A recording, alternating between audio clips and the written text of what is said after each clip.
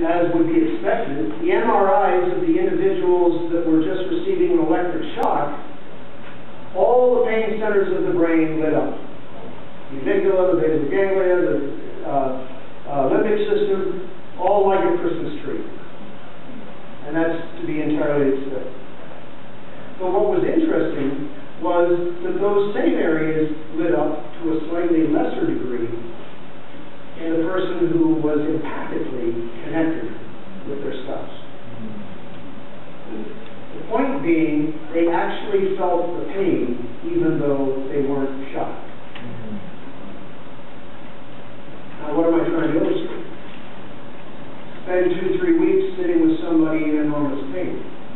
You're going to take on a portion of their pain. Study shows that when you see and empathize with someone else's pain, you really do feel it as well. You don't feel it as intensely, you don't take it on, and that, of course, also depends on the relationship. We would all empathize far more closely with a family member, a spouse, a child. But when it's somebody who we have never met, it's a little, you're not going to take it on to the same degree, but we do need to safeguard against that, otherwise you won't do this very long, because you'll burn out. So what do we need to do to maintain our own mental health if we're involved in caregiving?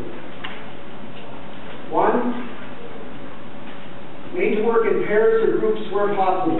You may be one-on-one with a survivor, but ensure that there is more than one of you present so that you can talk about it. And I'm talking now if you are actually deployed to a situation. Obviously, if you're driving home one night and you come upon a car accident, I'm not saying you should pull over and wait for a second person to arrive. That's a different situation. But that's why when the rapid response team is deployed, they are deployed in couples and in teams, so that they can support each other. Work, if possible, with someone who can give Americans to volunteer for it anyway, because husbands and wives both lay next to each other in side-by-side MRI tubes. They were informed that one was going to receive an electric shock. That's the part where I don't think many Americans would have volunteered. And the other was going to be made aware by bright light on a computer screen that their partner, their spouse, had been shot.